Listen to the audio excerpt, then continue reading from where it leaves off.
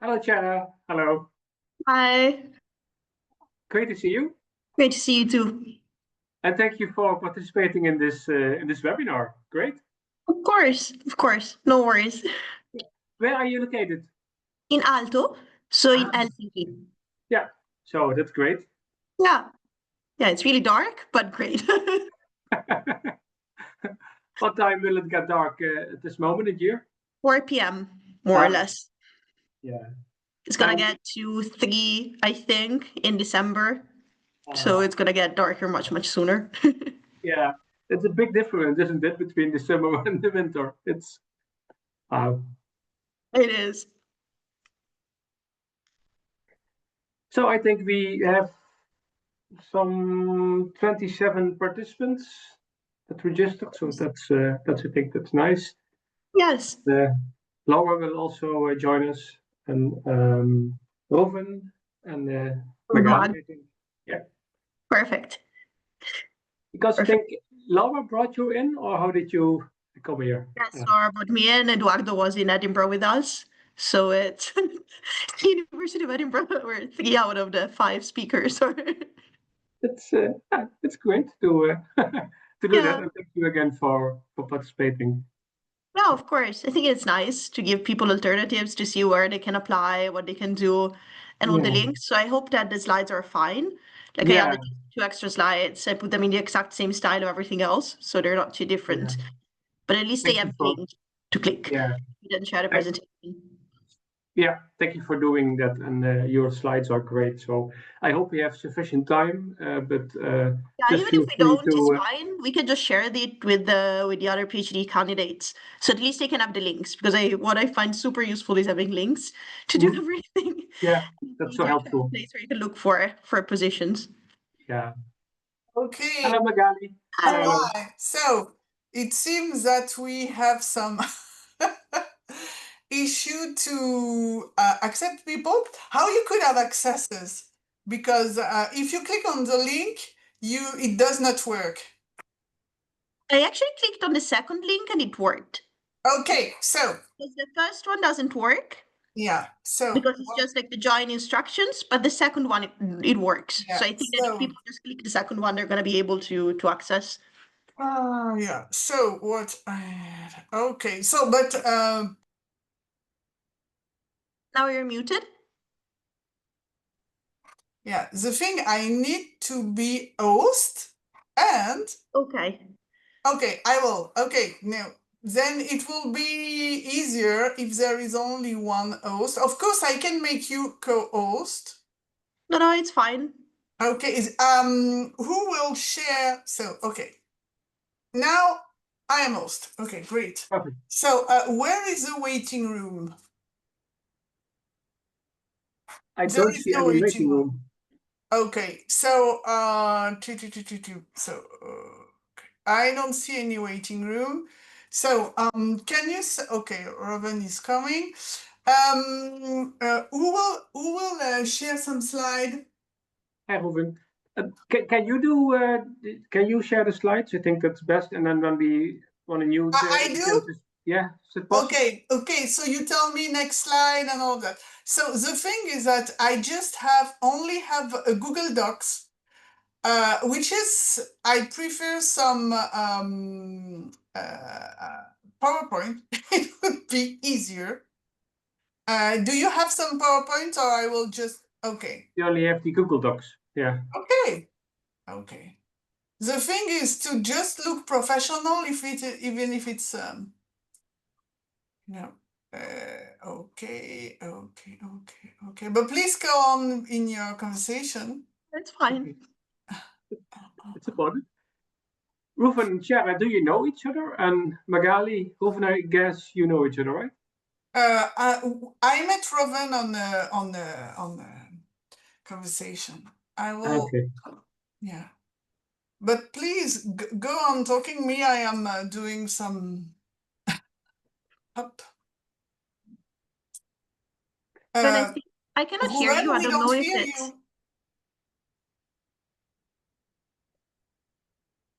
You don't hear Rowan as well. No, I don't hear anything. Okay.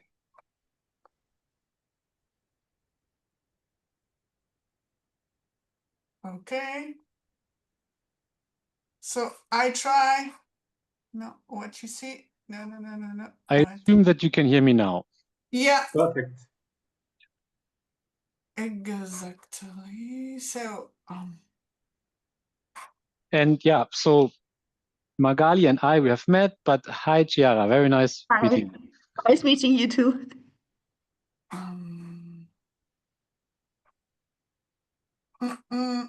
I need to reply to Laura because there is a trouble with the link. Ruven or Danny, can you please send Laura the link because it seems she does not have it.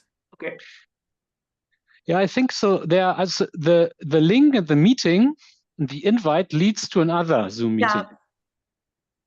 Yeah, which I tried to enter and it did not work. So yeah. So do you have the list, Ruven, or do you have the list of all of the people who have signed up? No. Danny, do you have it? No, I don't have it. I think Dinah has the complete list. Okay. Or maybe Mingy, but she will not here today. No.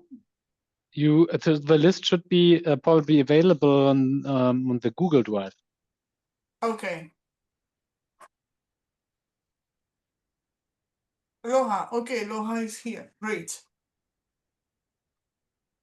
Hello.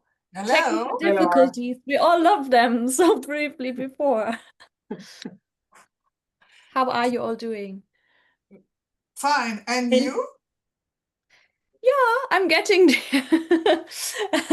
I had a workshop today in a different city, and so I was like panicking if I managed to get home until this starts, but I'm really glad I made it. So yeah. Do you see the slideshow now? Yes. What do you see? You see only one? No, it's not in presentation mode yet. It's like the normal, like you shared your screen basically. Now And it's in this one- presentation. Yeah, now it's in Okay. presentation mode. So the fact is like, yeah, but I need, if I want if I want to, I need to put that on another screen. Okay. Maybe while you do that, just in terms of the order. So Danny, you would start welcoming people. Magali would then talk about the recording situation and if people would like to switch their camera off or not. And then we have these kind of like things of welcoming and housekeeping kind of done. And I would start with the moderation. Danny, do you want to, in your part, when you welcome people, already introduce in the room, or do you see that as my task during the moderation? I think it's good to do that in the beginning, right? Or do you prefer? Yeah. I think you might be already recording, so I don't know if you want to stop the recording now and make it start again later, so you can just share the link. Yeah. It seems that he's recording already, so if we don't want to share all of our conversation before, I think we Yeah. can stop Yeah, I recording think, and I mean, start either again. way, it's going to be cut later on, so Okay, so you that's calculate that part of happening. it. I have no But idea how yeah. the sharing works, but Okay. maybe that. So a very warm welcome, everyone, to this ODC webinar, special organized for students. And today, actually, we will zoom in on how do I survive the academic job market. And we will zoom in several aspects of the job market. For example, what kind of academic positions are there? What are the differences between, for example, the European and the US market? How does the hiring process look like, and how do I prepare for a job interview? We have a few great speakers today. First of all, we have Laura. Laura, she will set the scene and she will provide a general overview about the job market. Then we have Chiara.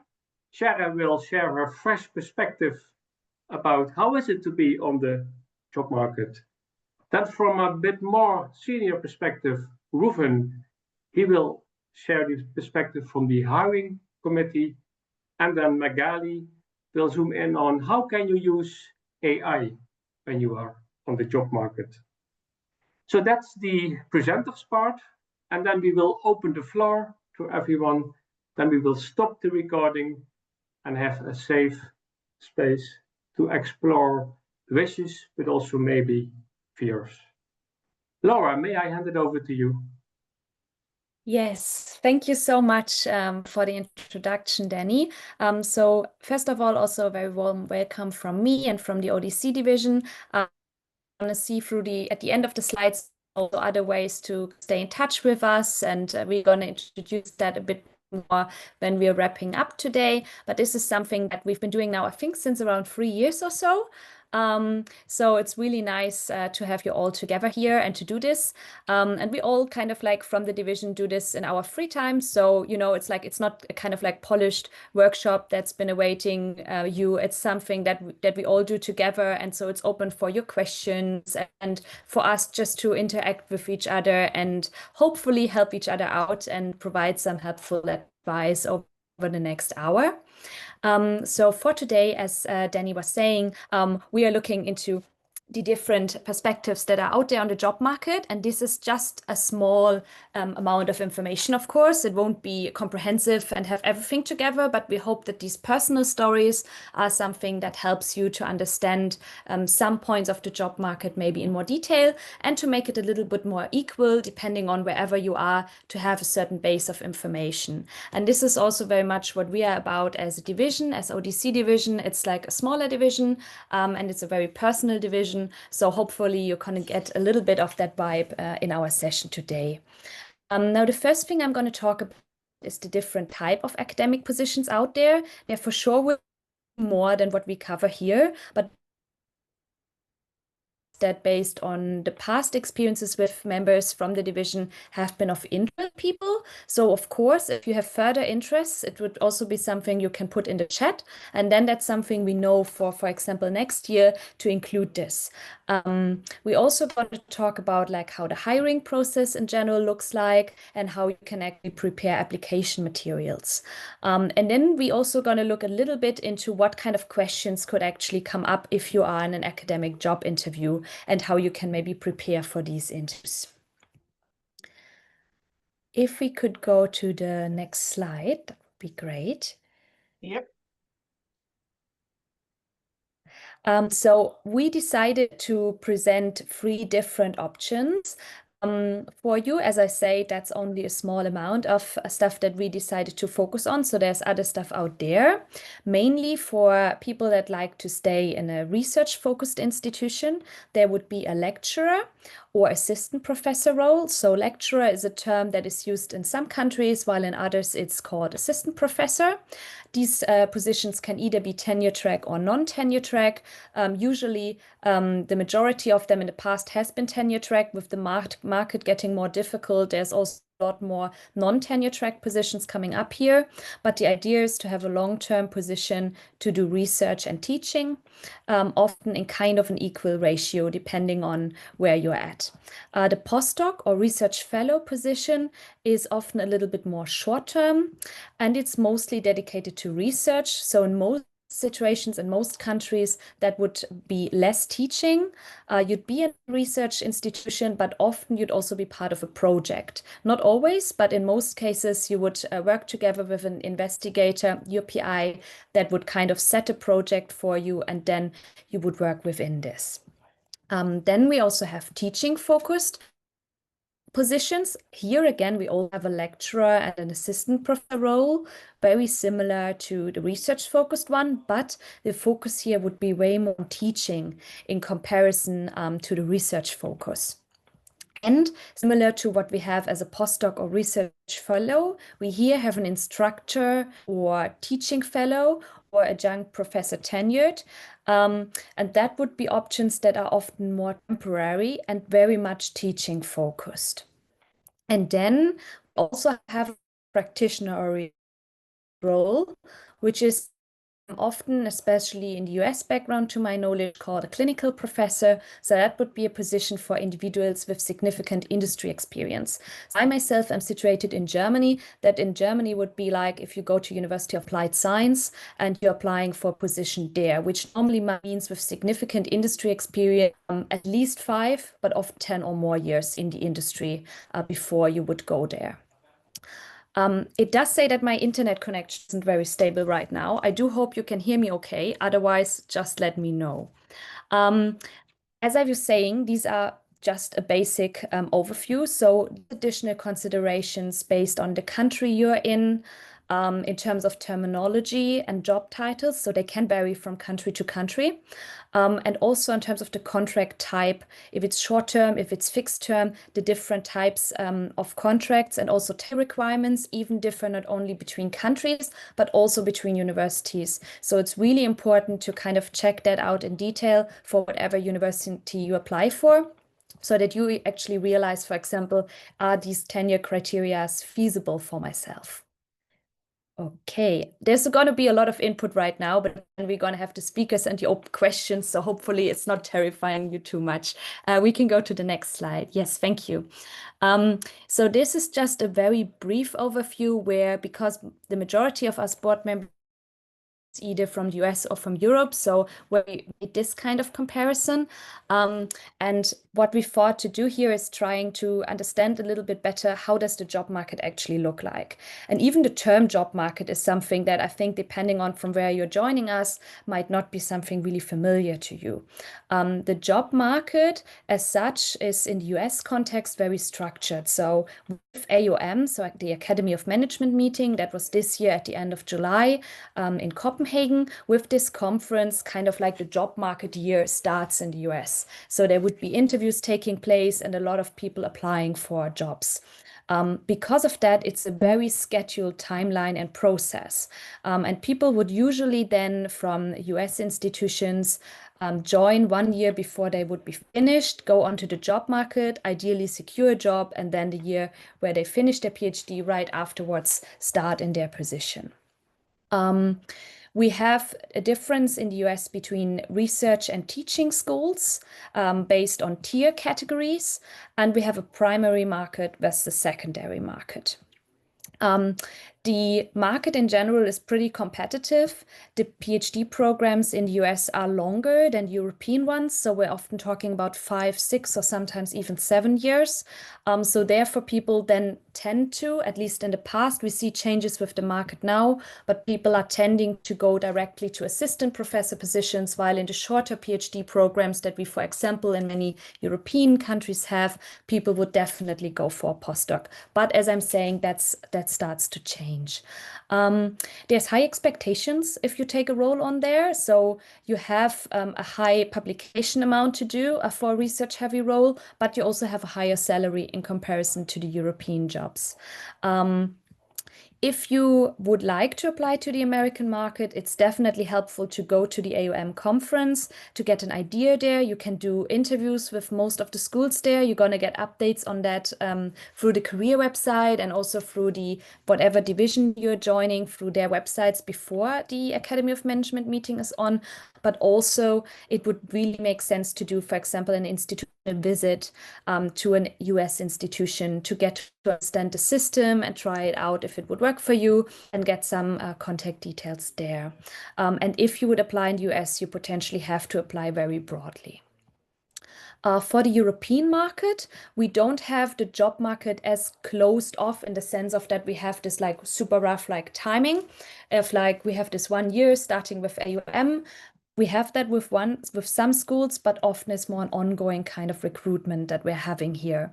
So there are some attempts at institutionalization. So for example, especially in the UK or some research-heavy schools that are hiring internationally are following more this kind of like job market structure, but other schools do not. Maybe to add here before we move on, there's a high difference, so high variability in different types of jobs and different recruitment processes that really depend from country to country and from institution to institution. So it's best if you know what countries you'd like to apply for, to then kind of maybe see if you find someone that has applied in these countries beforehand in your institution, or for example through us as a division, and get in touch with them and have a conversation about the market in that country. In general, I'd say that's really helpful because you can also get an idea if that market and maybe the institution you're looking for is actually something that you think would be useful for yourself. Okay, that's all from my side to that slide. So we have a little rabbit hole to share, just in case it's interesting for you. So this is there's always every year a spreadsheet with academic jobs coming up, and some people might find this really helpful, and for others it might be too much. So basically how it functions is, and you're gonna get the slides at the end of this presentation as well. We're gonna prepare that. You have this link, and then if you open it, you come to this spreadsheet, and in this spreadsheet you can see like all these different universities and where people apply to positions and what was kind of like the pay range for this position, and if people were successful or not successful and how it went. And some people might like this information and find it helpful. It's not a compulsive list, but for others it might also be too much. So you can just decide for yourself if that is something that's helpful for you, but we thought we'd like to share it with you. Then there's of course also other material how you can get informed. So each country basically has its own platforms that they use, but there's an AUM listserv. So that's this like weekly emails that you get from AUM, from the divisions you signed up to. So they would often include like, and you can see that from the headings already, they would kind of include information about like assistant professor positions, postdoc positions, all these kind of calls.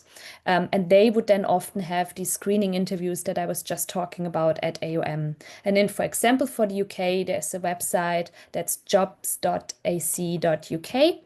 And it's really helpful to have that conversation if you can, as well with your supervisor, because they might know from others already what kind of positionings are opening. Okay, we're nearly done with this part. So we just thought we also give you some brief information about what to prepare and when. For the AUM interviews, the schools will potentially tell you what they'd like to have, but many schools actually require a separate application to be considered there. So that would come out next year in summer, briefly before AUM, and you could see it through the listserv, so the email that's sent around, or the career page, so the designated page on the AUM website. And they, as I've been saying, so briefly before the conference, are generally due mid-July to early August, depending a bit when the conference takes place. And sometimes it's just a CV, and sometimes they want to have a full application. So this completely depends on the institution. If we talk about the term full application, then we talk about that you'd have a cover letter for the institution, you have your CV, you have your research statement, you'd include a job market paper, so your paper that you think presents the best to your knowledge, the skills, and where you're at in your academic career. You might include a teaching portfolio or teaching philosophy or teaching statement. So that depends. Sometimes they'd like to see some slides from a course you've done. Sometimes they want 1 or 2 pages where you talk about what's your philosophy with teaching. So that differs.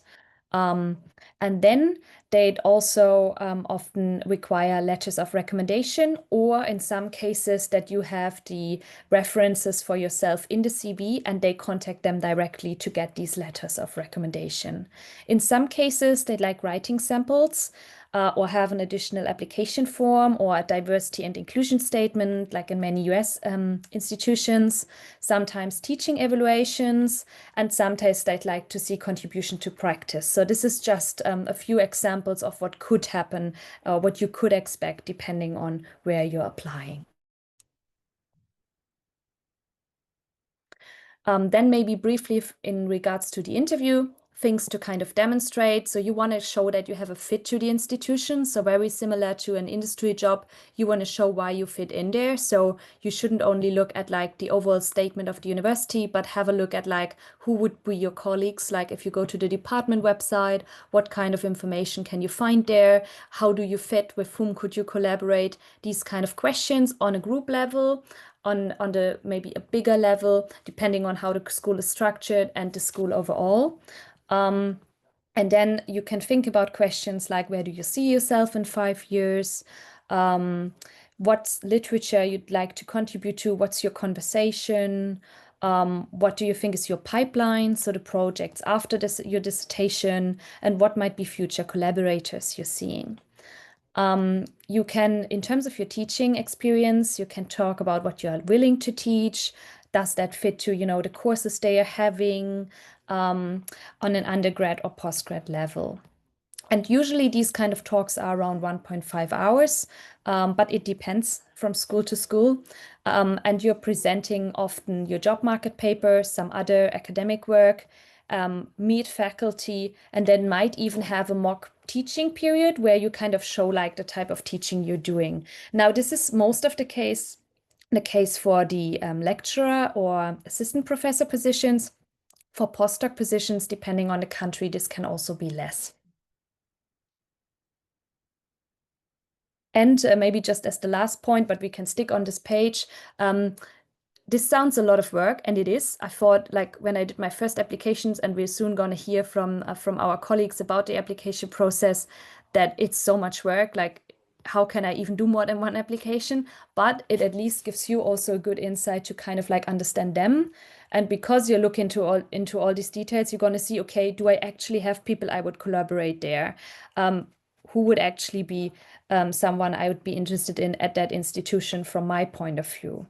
And so things to consider if you're on the market next year would be to talk to your advisors, supervisors, committee, depending where you are, the terms might differ, to tell them. They might already know things that open up. They might be able to introduce you during conferences. Think about who could be your references. So either get the letter of recommendation or already know whom you want to ask, because based on that information, you can then include that in your CV. You want to make sure you have a job market paper, or you can make sure what the job market paper would be. And for some people, it might be relevant to have a personal website or a university page. You can sign up to job alerts.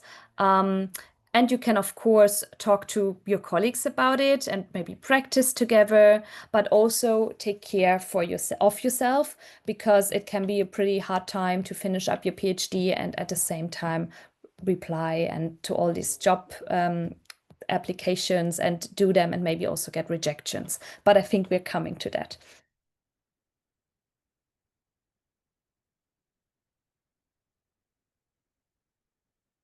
Okay, I think we can jump for now over that one. You can see the I have time left option. So I think for now, I would say we go first into the talks of the speakers themselves. And then after that, we can see if we have time left and there's not so many questions. And then we can start with that. Eduardo, I think you have your camera on as well. Yeah, that's perfect. So I thought we could maybe go in the order that we have up there. So that would be that we have Eduardo starting, then Chiara, both of them recent graduates who have started in the academic world. And then we have Reuven talking from a more experienced point of view about also how it is to be sitting actually in a hiring committee. Thank you three so much for being here and doing this today. And I'm really looking forward to hear your insights. I'm going to monitor the chat during this. So if there's any questions coming up, I'll take a note that later on, when we are not recording anymore, your questions will be heard. Okay, should I start? Yes, we can hear you. Thank you. Okay, thank you so much for the invitation. Hello, everybody. My name is Eduardo Hernandez. I am currently a postdoctoral researcher at an institution in France called Grenoble École de Management, not very far from Lyon in the Alps. And right now I am making the transition towards will be my second postdoc, which will be starting in January in Montreal, in Canada, at the University of Concordia. So as you can see, I'm experienced with postdoc projects, and I think it has been a very good move for me. Maybe I could explain a little bit of what a project as a postdoc means. I think Laura mentioned a couple of points for sure, but I would say that it gives you enough time to work on the pipeline that you might have in your PhD. At the same time, that gives you the opportunity to continue collaborating with another experienced researcher. And that mix between having some more time to work on what you left, but at the same time moving forward with someone who has the experience and who might get the knowledge, I think that's very, very, very beneficial from a postdoc. Obviously, what Laura has said as well, that there is not a lot of teaching commitment. Actually, in my postdoc, I don't have teaching responsibilities. However, I did apply for extra teaching for two reasons. First, because I like it. I really like to do it. And the second reason, because you want to prepare for the next step. And at a certain point, teaching experience will be quite important for preparing your applications. So I don't have slides, and I will just share some of my experience in a very informal way. Please feel free to ask any type of questions. I really want to make this space an opportunity for you to ask those issues that maybe is not easy to talk about it. But as I can see it in the first bullet point, the word networking, I think that is key. If I look back at my personal experience, two of the postdoc projects that I got, it's also because of my network. And I need to be clear. So the first one, I didn't know the PI, the principal investigator. I didn't even know the school. However, when I sent my application, and I think this is something that we can expect, person hiring postdocs, they also want to figure out about yourself. So when they read that I had done an institutional visit to CBS, Copenhagen Business Schools, the PI reached out to the contacts that they had there. So in this way, I think networking is very important, because doing this type of research in order to figure out about myself, I think that they decided that I could be a good fit for the institution, not only because of the research skills, which is very important, but I think that often we don't really talk a lot about the soft skills and how you make efforts to engage with the research community, that it is an institution where you want to get an opportunity. So I would say that networking is important, absolutely. I don't think it's necessarily the fundamental cause for getting a job, but it's something that is very, very, very relevant. I don't know how much time do I have, Laura? So yeah, maybe somebody can let me know when. I can let you know when you have a minute left, but you can go on for now. Okay, thank you. Something else that I wanted to say, maybe it's key to mention, is let's just normalize the fact that we will be sending applications. And let's talk about this honestly with the people who we are engaging with. So my first postdoc, I got it, and it was my application number 3. I was finishing my PhD, and I sent an application for one institution, was the second one, and then number 3, and I got it. And I felt like, okay, well, it was not as difficult. That time, I didn't even have a publication, not even like a nice job market paper. I have papers for my thesis, for my dissertation, but not something that I could call like a job market paper. Well, after that, then I thought, well, it shouldn't be as difficult now this time. Big surprise, it was. So I have the count here. I sent 27 applications to many different institutions. I started in March 2025. I finished this cycle in August 2025. 27 applications, and it was just till the last one.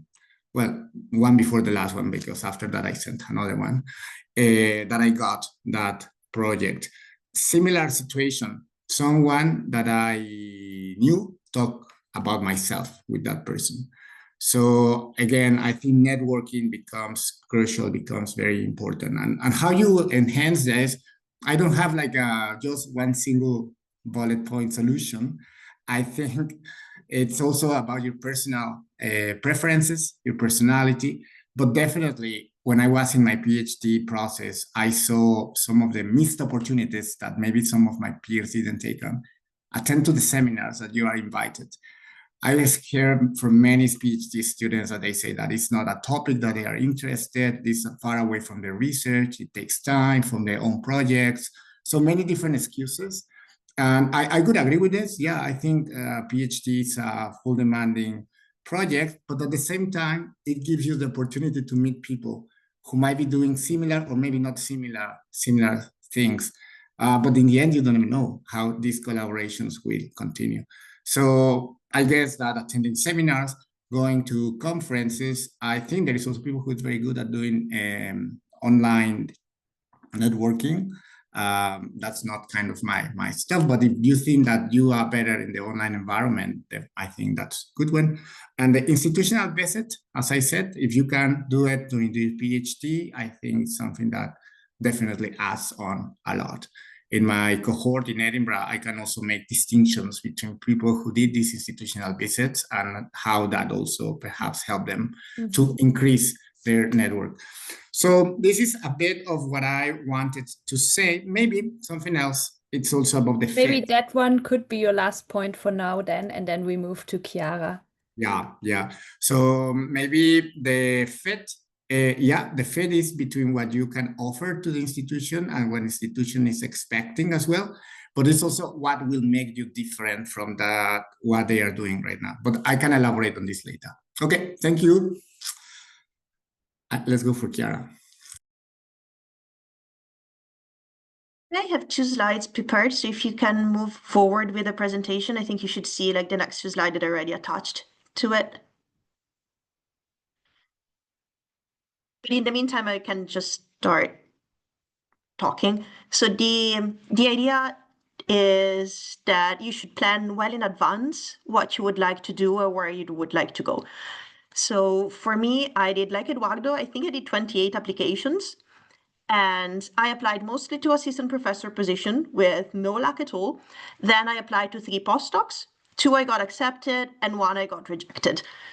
And then I also applied to the Marie Curie. But the idea here is that you have to have like plan A, B, C, and Z, possibly, because you do not know exactly what is going to happen. Can you go back 2 slides? Sorry. Well, the idea here, you need to plan in advance. You need to decide if you want to be an assistant professor and you want to be a postdoc. I have to be sincere. Applying for assistant professors is something that probably everybody wants to do because it gives you the time to have a 6-year contract. If you have a significant other, like in my case, it's easier to uproot the entire family and move to a whole other continent or another country, but you need also to be realistic. So if you do not have, right now as the market is, if you're not coming from a super incredible university in the US, and if you do not have a really good publication, I think it's really hard to land assistant professor's jobs. So you need to be honest with yourself and assess your CV and understand exactly what you can apply for. So for me, I tried assistant professors, it was a long shot, and then I landed 2 nice postdocs, and then I decided to come to Aalto here in Finland, where I'm currently based right now. The other thing that is important to do is plan in advance. So start preparing the materials before. You're going to be finishing the dissertation, preparing the job market paper, submitting for publications. So if you manage to have at least the CV and the research statement ready before the summer, I think that is really good. The research statement, it's easy to craft because it depends a lot on what your research is, what your plan is for the future, what you want to contribute to in the departments that you're going to join. And I realized that basically I did not change my research statement much between an application and another. Same with the CV. With the cover letter, of course, that changes depending on the position you're applying to, on the faculty that you want to collaborate with, and so forth. But at least have ready the CV and the research statement, and I think that is the most important part. Plus, of course, the job market paper, but that is part of your research and dissertation, so probably you're already working on that. I added here several links. So there is the Google Docs, but from this year, the one that Laura shared before. again, that depends a lot on the people who are sharing information. So it's useful to find jobs. You get updates depending how nice the other PhD candidates are in updating the file. And it can be frustrating, stressful, and so forth. I don't mind it. I like it. I open it every once a week, I think, to check if there's any nice position. But for others, it can be really stressful because it depends a lot on the pages. There are people who are really competitive inside that tell you that you need to leave academia if you do not have a publication by the end of the PhD, but that is not the case, in my opinion. Then AOM, EGOS, the job market website is not really extensive in the application and opportunities that you can get, but at least you have some European positions that maybe are not advertised in the Google Docs. EUREM is kind of the same, so more European level. Then I strongly suggest you to look at the Marie Curie Fellowship. I applied this year for the Marie Curie Fellowship. We're gonna get results in February, so that through the Marie Curie, you can have your own research project that can be either stemming from your dissertation or a whole new research project altogether. And it's really nice for international mobility because you need to apply to a university in a country where you have never lived before. So it's a good way to make your network more extensive and maybe try and live in another country. And then Euraxis is another European website where you can find postdocs and assistant professors' positions.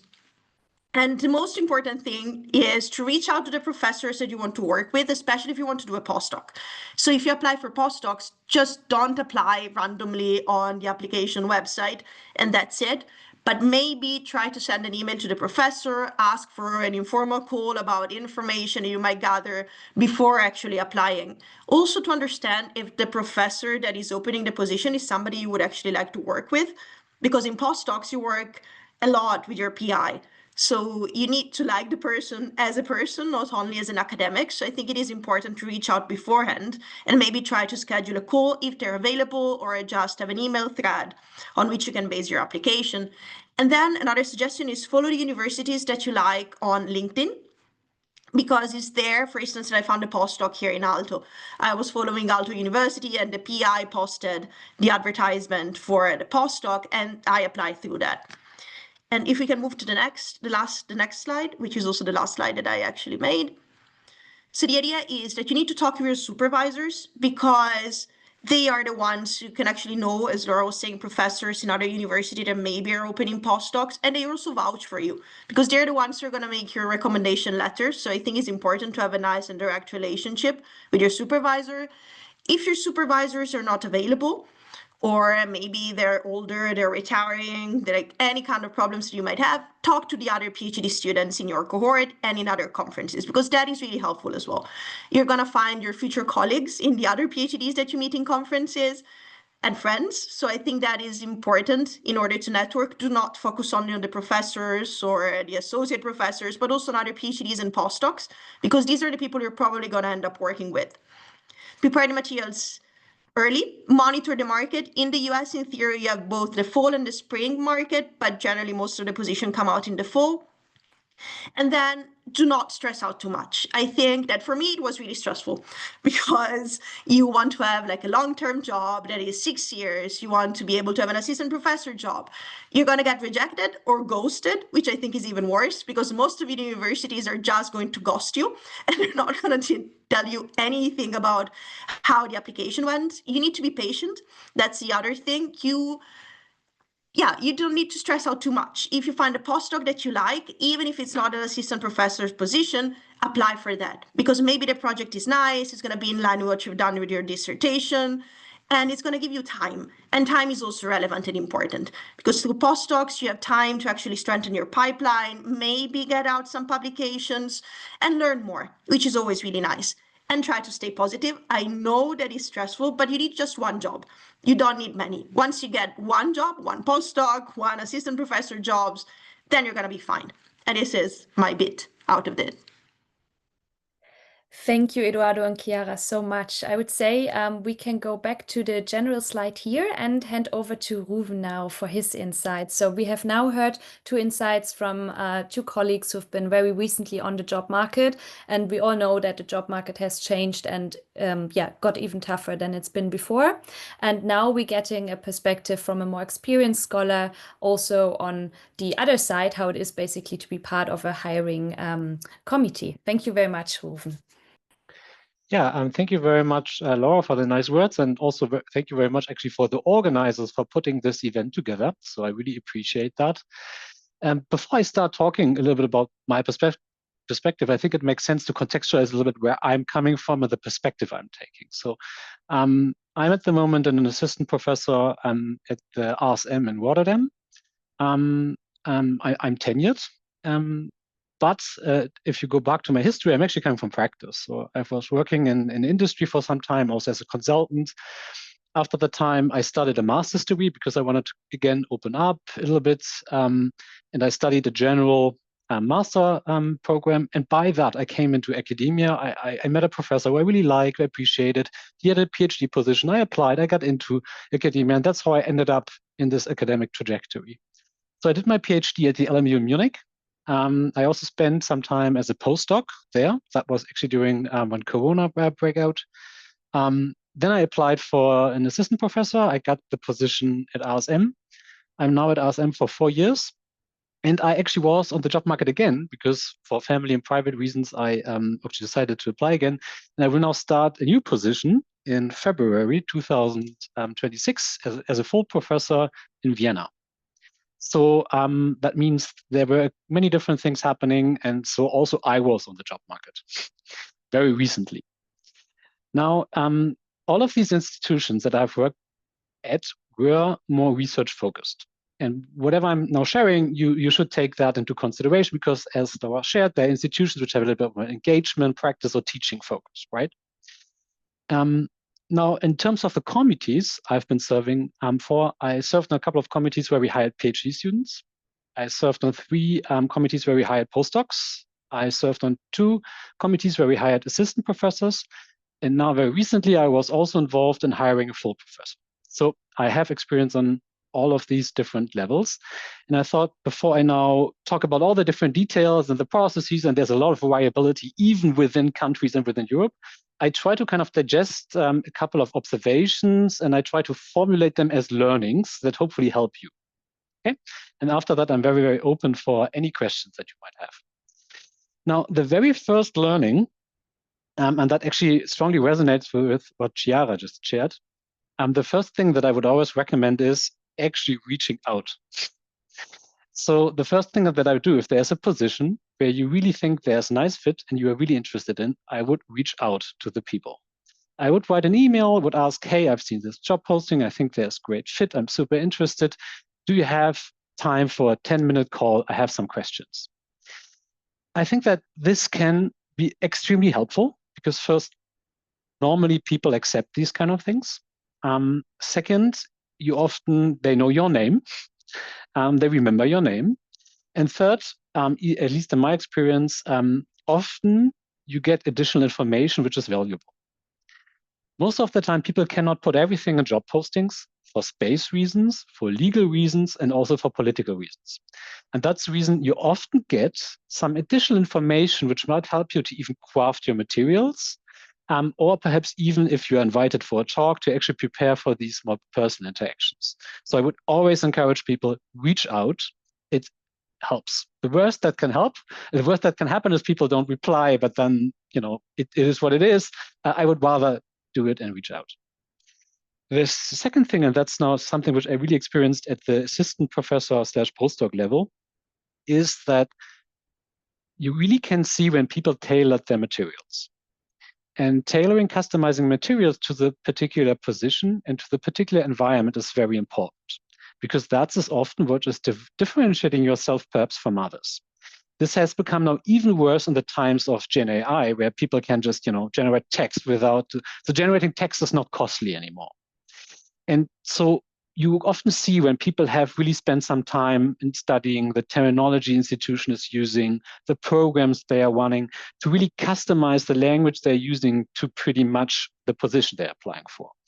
And of course, depending on research versus teaching, that might depend on the context, but you see when people have done a good job in tailoring. To give you an example, for instance, when you apply for assistant professor positions, schools use different rankings. And when you list your publications, probably what you can do is you can, for instance, add how these publications are ranked according to this particular ranking the institution is using, or you even include several ones. Now we can discuss publications and rankings, so that's a wholly different discussion, but that shows that you have a little bit kind of prepared yourself, anticipated, and you actually make it also easier for committee members to kind of get a picture on who you are and what you're doing. So that's the second. The third thing I observed, and that's especially now also very recently for the assistant professor position where I was involved. So often people have a very strong tendency to communicate what they have done, but they focus less on communicating how they add value. And I think there is a very, very, very strong difference between the two. So often when you read letters, but also when people present themselves, there's a very strong focus on, what have I taught? What have I published? What are the conferences I was attending? What are the research programs, fundings I've achieved? And that's all fine, and that's important. But what's often even more important, at least for committee members, is to get a sense of how you add value and how you fit to this particular institution. And this is often something people make not explicit enough. So I would always encourage you to really think about how do you, with your research, teaching, all the things that you are bringing, add value to this particular position, and really articulate that very, very clearly in the materials, and of course also in talks and conversations. And that's different to what I've done. Now, the fourth thing, and that's something that is of course a little bit kind of tricky, but that's just very important to consider, is that people do not hire just for strong criteria. They also hire for collegiality. So most of the time when people look at candidates, then they also ask themselves, do I want to sit with that person for coffee, for lunch? Do I want to co-teach with that person? Do I want to make decisions with that person, spend time with that person? And that's, of course, something that you also should somehow kind of consider. So present yourself in your whole authentic self, rather than just focusing on very mechanistic, research-based elements, right? So people also look at the candidates from that perspective, right? Because that's for themselves, of course, very, very important. So have that in mind as well. And that's finally, and I think that's also very important, I made this experience also myself a couple of times. Whenever there are these hiring processes, there are hidden dynamics that you cannot see. And these are often not about you as a person, but they are about other things. That means often when these hiring committees talk and make decisions, there are political issues happening in the background, certain things about preference they have which are hidden. For instance, I served on a committee where there were really two opposing camps looking for very different profiles of candidates. And in the end, the decision was made as a compromise, and none of these extremes actually got through. Other times, it was very clear that people with a certain kind of profile would not get the job just because people with similar profiles were hired before. But that was never made explicit. It was just hidden knowledge. So what I'm telling you is that sometimes, even especially when you get rejected, it's then not about you as a person or something, but it's often also about these hidden dynamics that you can't control. Given that you cannot control them, you should also do not bother too much about them. So focus on the things you can control, and then go with these and ignore the rest. So these are just a couple of thoughts. I'm very happy to kind of answer any questions that you might have. Thank you very much. Thank you very much, Ruven. I already put it in the chat earlier, like if you have any questions, you can use the chat function and then I would read out the questions, or of course you can also unmute yourself to ask a question. I think we are with this coming, or maybe we go, Magali, if we could go through the slides and then at the end of the slides, we'd open it up for the questions, because then for the people that are watching the recording, we're gonna have the majority of information included. So we're going to ask you that question, but in the non-recorded space. So I just go to the next slide. We need to go, yeah, let's see if that works. We need to go to the next slide. Let's see, technology. And third, so I want to basically go to to that slide, exactly. So just instead, in case you would like to stay in contact with us, of course, you can always reach out to us directly, but you can also talk to us via LinkedIn. We have the link provided here. We have a YouTube channel where we always post these recordings as well, so that you can look at them. And we have a website. It's the odc.aom.com website, where we have like a lot of information in regards to all the different webinars and things we are doing. And also, in case you're signed up for the ODC listserv, then you'd get the advertisements of future events we have coming up. And as you could see today, and as you will see also through the questions potentially, this one is very heavily focused on academic positions in research institutions. But if there's an interest in having this kind of webinar, for example, for more teaching focused positions, or in case you're more looking for a practitioner career after your PhD, these are all things that we can do and offer if you reach out to us. So therefore, like just as an open call, like to get interactive, to let us know what is interesting to you, and then we can do this. And you can send me a message in the chat, for example, if you have a specific interest area. With this little advertisement at the end, we can stop sharing the slides, and we can also stop the recording and open it up to questions that might be out there. I think otherwise,